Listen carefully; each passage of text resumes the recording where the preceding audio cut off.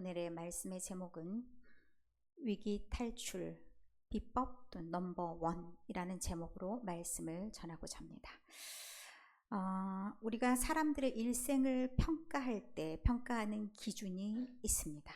여러 가지 평가 기준이 있는데 오늘 11개의 말씀에 의하면 평가의 기준이 남다릅니다. 11기에 보면 남북 모든 왕조를 19 아니면 20명 정도의 왕으로 나뉩니다.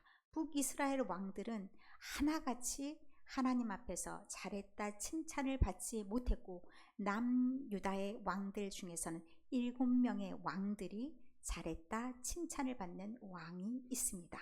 그런데 히스기야 왕이 등장하는 그 시기는 참으로 하나님을 기준으로 삼고 일어서기는 쉽지 않을 수 있는 여러 가지 갈등 상황에 놓인 그런 상황입니다.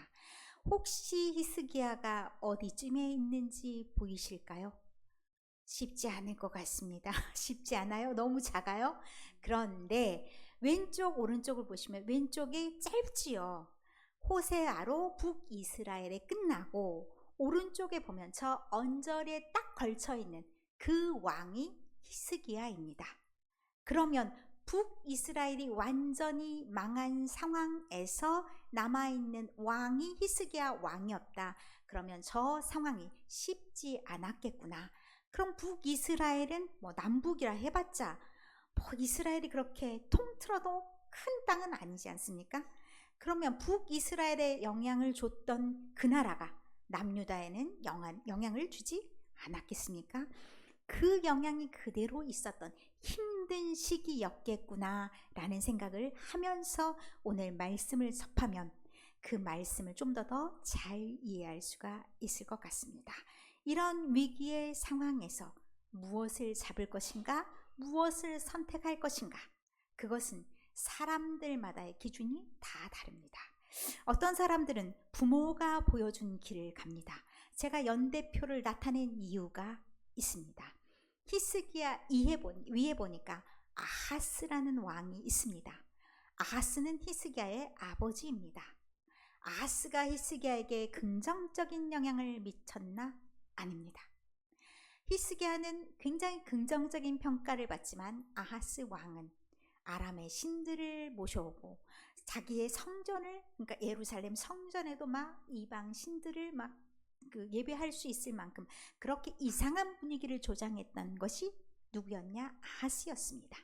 그러나 그는 아버지의 길을 가지 않았습니다. 그리고 그는 아마도 그 모든 일들 돌아가는 상황을 보면서 나는 어떻게 선택할 것인가 신중하게 생각했던 것 같습니다. 그러면 히스기야의 이 아름다운 길이 그의 아들 므나셈에게는 갔을까요? 그도 또한 아니었습니다. 신앙은 각자의 길을 가는 건데 각자가 선택하고 바라보고 가는 길이다 라는 것을 이것을 통해서 볼 수가 있습니다. 그런데 이스라엘 왕들의 평가 기준은, 모든 왕들의 남유다든 북이스라엘이든 평가 기준은 단 하나입니다. 얼마나 그가 정치를 잘했냐, 얼마나 그 나라가 부강했냐, 그것이 기준이 아니었다는 겁니다. 오늘 열왕기하 18장 3절의 말씀에 보면 그 한 예가 나와 있습니다. 자, 히스기야가 그의 조상 다윗의 모든 행위와 같이 여호와께서 보시기에 정직하게 행하였다라고 말씀합니다. 기준이 무엇입니까? 왕을 평가하는 기준은 여호와 앞에 어떻게 행했냐, 여호와 앞에 정직했냐, 정직하지 않았냐, 그것이 바로 왕들을 평가하는 기준입니다. 그런데 대표적인 모범 사례가 있습니다. 누구입니까? 다윗입니다. 그런데 우리가 알고 있듯이 다윗도 우리가 보기에는 그렇게 한결같진 않았던 것 같은데 이런 마음이 있지요. 그의 행위로 따지면 완벽하진 않았다. 마찬가지 히스기야도 그렇습니다. 히스기야도 마침내 나중에 보면 바벨론 사신들이 왔을 때 엉뚱한 모습들을 보이는 그런 광경을 우리도 보게 됩니다. 한결같지 않네, 어떻게 그를 정직하다고 얘기할 수 있는가 라는 질문을 하게 되는데, 중요한 내용이 오늘 사무엘상 16장 7절 말씀을 보면 이해할 수가 있습니다. 우리는 겉에 드러난 것으로 평가합니다. 겉에 드러난 것으로 판단합니다. 그런데 하나님은 중심이 그에게 있는지 아닌지로 평가하신다는 말씀입니다. 때때로 우리가 조금 흔들렸다 잘라버려, 이게 아니라 싹이 잘못됐네 끊어버려, 이게 아니라요. 하나님은 그 마음 속에 하나님을 얼마나 사랑하는 마음이 있는지를 보시고 그것으로 판단하시기 때문에 그를 정직하다, 한결같다, 성실하다, 의롭다라고 평가해 주신다는 말씀입니다. 이런 평가를 받는 히스기야, 그가 어떤 출발을 했는지 오늘 말씀을 통해서 보게 되는데요. 1절의 말씀에 보면 히스기야 왕이 듣고 이런 말씀이 있습니다. 그런데 그 다음의 행동을 보면 히스기야 왕이 무슨 말을 들었길래 이런 행동을 했을까라는 질문을 하게 됩니다. 왜냐하면 히스기야 왕의 옷을 잘 입고 단장하고 나왔더라 이런 말씀이 아니라 그 옷을 찢고 무엇을 입냐? 굵은 배를 두르고 라고 말씀합니다. 굵은 배라는 것은 아무 때나 입는 옷이 아닙니다. 먼저 그 사진 한번 보여주실까요? 배옷을 한번 보여주겠습니다. 배옷은 여러분도 잘 알고 있는, 우리도 상복으로 사용하는 옷입니다. 이스라엘 백성들도 거친 배옷입니다. 마치 푸대자루 같은, 옛날에 푸대자루가 저렇게 된 것도 있죠. 그런 것을 구멍을 뚫어서 걸쳤다라고 생각하면 됩니다. 그런 옷을 입는다는 것은 어떤 의미가 있냐면 너무 슬퍼서, 그리고 너무 참담한 마음이어서 이루 말할 수 없을 때 애통하는 마음으로 입는 옷이 저 배옷입니다. 그럼 어떤 상황에서 저 배옷을 입었을까? 우리가 생각해 볼 수가 있습니다. 그 말씀이 열왕기와 18장 32절부터 32절 하반절부터 35절에 있는 말씀입니다. 히스기야가 들었던 말이 뭐냐면 여호와께서 너희에게 너희를 살리시겠다는 말을 너희는 믿지 말아라 하고 누가 말하냐? 랍사게라는 아수르 장군이 얘기합니다. 너희 속지 마라. 너희를 구원할 것은 아무것도 없다. 하나님이 구원한다. 그 말도 믿지 말아라. 어떤 신들이 우리 신들을 이기고 구원을 했느냐? 예루살렘도 마찬가지다. 너희도 볼장 다 봤으니 그러니 너희 히스기야 말을 듣지 말고 우리에게 항복하는 것이 너희가 살 길이다. 이런 말을 하는 겁니다. 그러면 이 상황이 너무 기가 막힌 상황이 아닙니까? 그럼 옷을 입었다, 배옷을 입었다 할 때 여러 가지 우리가 혼란스러울 수 있습니다. 아, 이제 다 죽었구나. 이런 마음으로 배옷을 입었나? 너무 슬퍼서 배옷을 입었나? 나라가 망할 것 같아서 배옷을 입었나? 아니요. 그 다음에 말들이 더 중요하게 되죠. 굵은 배를 입고 어디로 갔냐면 여호와의 성전으로 갑니다. 여호와의 성전에 가서 기도하는 내용도 다르겠죠. 어떤 걸로 기도하느냐에 따라서 그의 믿음이 어떠한지를 알 수가 있습니다. 일단은 여호와의 전에 갔다는 것만 해도 그가 의지하는 것이 무엇인가는 볼 수가 있습니다. 이 상황에서 막 신하들을 불러들여서 우리 작전 타임이야, 우리 회의 좀 해야 돼, 우리 지금 군사를 한번 모으러 어디로 가야 될까, 이러지 않았다는 겁니다. 제일 먼저 여호와의 성전에 갔는데 여호와의 성전에 가서 2절의 말씀에 보니까 사람들을 이사야에게 보냅니다. 이사야가 누굽니까? 하나님의 선지자 아닙니까? 하나님의 선지자에게 보내서 그 다음 말들을 하게 되는데 누구를 보내느냐? 왕궁의 가장 높은 사람들. 그런데 그들로도 부족해서 제사장 그룹에서 올로급 제사장들을 보냅니다. 원래 제사장들이 이런 일에 개입하지 않습니다. 그러나 이들이 개입했다는 것은 나라의 상황이라든지 이런 부분을 굉장히 크게 여겼다. 굉장히 어려운 상황이라고 여겼다.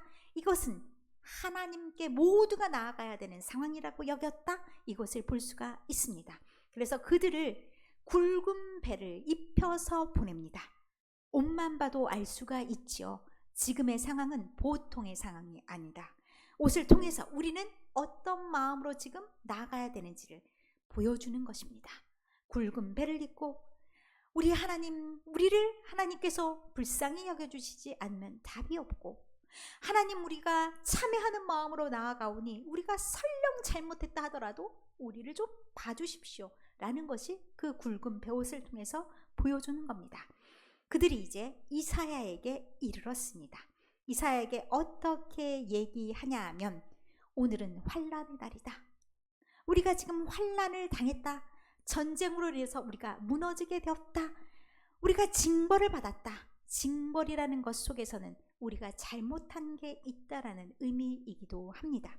하나님, 우리가 하나님 앞에서 잘못 살았습니다. 그래서 우리가 벌을 받을 수밖에 없습니다 라는 게 징벌의 날이다 라는 말 속에 있는 거고, 모욕의 날이다 라는 것은 그러므로 인해서 하나님께 벌을 받는데 그들의 도구가, 하나님의 도구가 무엇이냐? 아수르라는 도구를 통해서 우리가 모욕을 당하고 있다라는 뜻입니다. 세 가지의 말을 통해서 지금의 상황을 다 보여줍니다. 그런데 그 상황에서 어찌할 수 없는 그런 상황을 어떻게 표현하냐? 아이를 낳으려고 하는데 아이를 낳을 힘이 없다. 우리에게는 정말 모든 힘을 다해서 뭔가 상황을 대처해야 되는데 우리로서는 안 된다. 우리로서는 지금 망할 수밖에 없는 그런 상황이고 해결할 방향이 없다, 방법이 없다라고 얘기합니다. 그리고 다음 말을 들려줍니다. 랍사게가 했던 말을 그대로 보내줍니다. 랍사게는 건 압수르 왕에게 보냄을 받은 사신인데 그가 어떤 말을 했는 줄 아느냐? 내가 여기까지 해산할 힘이 없다. 여기까지도 좋다. 그런데 더한 일이 있었다. 내가 이것만은 참지 못하겠다 하고 하는 말씀이 우리 살아계신 하나님을 비방했다라고 얘기합니다. 살아계신 하나님께서 그 말을 들었다면 하나님도 아마 가만히 있지는 않으셨을 것이다. 그 말이 어떤 거냐? 하나님이 힘이 없어서 구원하지 못하신다. 그 말을 했다라는 것을 그의 말을 통해서 들려줍니다. 그러면 이 히스기야가 가장 힘들어하고 가장 좋지 않았다라고 말하는 것은 어떤 내용이냐면, 우리 하나님이 모욕받으신 것 나는 참을 수가 없다. 우리 하나님을 비방하는 것을 나는 참을 수가 없다. 그런 말입니다. 우리는 자칫 잘못하면 이 상황을 어떻게 읽으냐면, 하나님은 온데간데 없고 상황이 어려우니까 그냥 기도하러 갔네. 그리고 너무너무나 아프다, 힘들다 이런 것들을 말했네 라고 거기까지만 생각하기 쉬운데, 히스기야는 한 단계를 더 뛰어넘는 믿음이 있었다는 겁니다. 그로 인해서 하나님의 영광이 가리워지는 것이 훨씬 그에게는 아픔이다. 그리고 사람들이 함부로 하나님의 이름을 일컫게 될까봐 그것이 그는 몹쓸 짓이고 내가 당하더라도 하나님이 당하시면 안 된다, 그런 마음이 있었다는 겁니다. 그래서 그는 어떻게 생각하냐? 이 상황은 우리가 모두 하나님께 부르짖어야만 되는 상황이다. 그리고 누구에게 얘기하냐? 당신이 기도해라. 당신도 기도해야 한다 하고 얘기합니다. 우리도 기도하지 않는다는 건 아닙니다. 이런 상황 속에서 늘 히스기야도 성전을 향해서 성전으로 가서 기도했습니다. 그와 함께하는 모든 사람들도 기도했습니다. 그러나 기도의 동력자들을 다 모아서 기도했다라고 얘기합니다. 히스기야의 이름의 뜻은 어떤 거냐면 하나님께서 그를 강하게 하셨다라는 뜻입니다. 하나님이 그에게 그렇게 의지하고 있는 그 히스기야를 어떻게 하시냐면 이사야의 말씀을 통해서 들려주십니다. 그들에게 이렇게 다 고하고 나가니까 이사야가 그들에게 말합니다. 너희는, 넘겨주세요. 너희는 너희 주에게 이렇게 말하라. 6절에 말씀합니다. 아수르 왕의 신복에게 들은 바 나를 모욕하는 말 때문에 두려워하지 말아라. 최초에 두려워하지 말라는 말이 언제 시작이 됐냐면 아브라함에게 하신 말씀으로 시작합니다.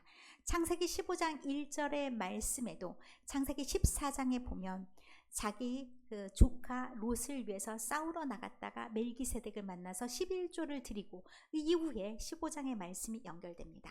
이때 어떻게 말씀하냐면 환상 중에 아브라함에게 말합니다. 아마도 아브라함은 이런 모든 상황이 두려웠을 수 있습니다. 모든 이방인들로 둘러싼 그 상황, 두려움에 가득 찰 수 있는 그에게 말합니다. 아브라함아, 두려워하지 말라. 내가 너의 방패가 되어주고 내가 너에게 큰 상급이 될 테니 어떤 상황 가운데서도 두려워하지도 말고 놀라지도 말고 떨지도 말지어다 라고 말씀하십니다. 그때부터 어려운 상황에 하나님을 의지하는 모든 사람에게 오늘과 같이 말씀하십니다. 두려워하지 말아라. 누가 뭐래도 내가 그 모든 상황을 종결할 것이다. 나는 세상을 창조하기도 하였고 세상을 다스리기도 하였고 세상을 주관하는 하나님이 아니더냐. 그러니 그들이 하는 말로 인해서 내가 좌지우지 되지 않는다. 그러니 하나님을 믿고 두려워하지 말라라고 말씀하는 겁니다. 그리고 마침내 해결할 방향을 알려주십니다. 7절의 말씀에 한 영을 그의 속에 두어 아수르 왕 사네립에게 그의 영을 둔데, 그 영이라는 게 우리가 흔히 말할 때는 약간 긍정적인 의미로 말하는데 여기에서는 약간 혼란스러운, 정신 하나도 없게 하는 그런 말을 그의 마음에 둔다는 얘기입니다. 그렇게 해서 어떻게 하냐면 그의 본국으로 돌아가게 하고 그의 본국에 가서 칼에 찔려 죽임을 당하게 한다라는 그런 말씀을 들려주십니다. 그러면 이 말씀이 이루어졌다 그러면 하나님은 강하신 하나님이고 어떤 상황 속에서나 약속을 성취하시는 하나님이라 라고 말할 수가 있는데, 오늘 말씀에 19장 37절 말씀을 보면 이 말씀의 결론이 등장합니다. 그의 성전으로 들어가서, 그러니까 니느웨에 있는 니스록 신전에 들어갔는데 거기서 자기 나름대로 예배를 드리는 거죠. 근데 저기 이름들이 쭈루룩 나와 있는 저 사람들이 누구냐면 자녀들이에요. 아들들. 그 아들들의 정권 다툼이 있었어요. 그래서 어떻게 되냐? 죽임을 당합니다. 그리고 나중에 누가 왕위를 이어받냐? 막내 아들 에살핫돈이라는 사람이 왕이 됩니다. 그러면 하나님의 말씀 약속하셨듯이 그 모든 상황이 이루어짐을 보게 됩니다. 그러면 세상을 창조하시고 주관하신 하나님께 의지하고 그를 따르는 사람들에게 하나님께서 어떻게 하시겠는지를 결론으로 보여주신다라고 할 수 있습니다. 그러면 우리의 어려운 상황, 위기의 상황, 우리가 어찌할 수 없다라고 할 수 있는 그런 상황들 속에서 여러분은 무엇을 어떻게 선택하시겠습니까? 시편 50편 15절의 말씀을 한 목소리로 읽겠습니다. 환난 날에 나를 부르라. 내가 너를 건지리니 내가 나를 영화롭게 하리로다. 아멘. 우리의 환난 날이 없을 수 없습니다. 우리가 어려움에 처한 날들이 없을 수 없습니다. 그러나 그때 우리가 여호와 하나님을 의지하고 그를 부르면 하나님께서 우리를 건지시고 그것이 곧 하나님을 영화롭게 한다라고 말씀하십니다. 그 하나님을 우리의 어렵고 힘든 순간에 붙들고 의지한다면 하나님께서 우리의 기도를 들으시고 응답하여 주실 줄 믿습니다. 그런데 때때로 우리가 너무 어렵고 힘들어서 기도조차 나오지 않을 때 우리는 어떻게 해야 됩니까? 하나님이 우리의 마음을 아신다 하셨습니다. 로마서 8장 26절 말씀을 보겠습니다. 이와 같이 성령도 우리의 연약함을 도우시나니 우리는 마땅히 기도할 바를 알지 못하나 오직 성령이 말할 수 없는 탄식으로 우리를 위하여 친히 간구하시느니라. 아멘. 우리가 기도하지 못하고 한숨 쉬고 슬퍼하고 탄식하는 그 순간에도 우리를 위해서 기도해 주시는 분이 있다는 말씀입니다. 그 하나님께서 그 성령님과 그 예수 그리스도께서 우리를 대신하여서 기도해 주시면 그 기도를 마치 우리의 기도인 것처럼 받아주신다라고 말씀하십니다. 그러니 우리가 위기의 상황 속에서 어떻게 해야 되겠습니까? 우리의 마음만은 하나님 아시죠? 제가 신음할 때도 하나님 아시죠? 그 마음으로 미리 기도를 쌓아가시기 바랍니다. 그러면 우리가 기도할 수 없는 그 상황에서도 하나님이 우리가 질질질 짜고 있을 때도 한숨만 쉬고 있을 때도 탄식이 저절로 나오는 그 상황 가운데서도 그것을 하나님께서 기도로 받아주신다라고 말씀하십니다. 그리고 그러하니 우리가 어떻게 해야 되겠습니까? 우리의 중심을 아시는 주님께 우리의 마음을 드린다면 우리가 행위가 온전하지 못하더라도 왔다리 갔다리 하다 할지라도 우리의 자격 조건이 되지 않는다 할지라도 우리의 마음을 보시고 뭐라고 얘기하셨냐? 마지막으로 사무엘상 16장 7절 하반절의 말씀을 다 같이 읽겠습니다. 사람은 외모를 보거니와 나 여호와는 중심을 보느니라. 한 번 더 하겠습니다. 사람은 외모를 보거니와 나 여호와는 중심을 보느니라. 아멘. 이 말씀에 의지하여 내 마음만은 어떤 상황 가운데서도 주님을 의지하겠습니다. 그렇게 의지하는 마음으로 나아갈 때 하나님께서 여러분의 인생 가운데 어떤 상황 가운데서도 방패가 되어주시고 기업이 되어주신다는 것 잊지 마시기 바랍니다. 오늘도 그 하나님께 여러분의 인생을 맡기며 모든 승리가 여러분의 것이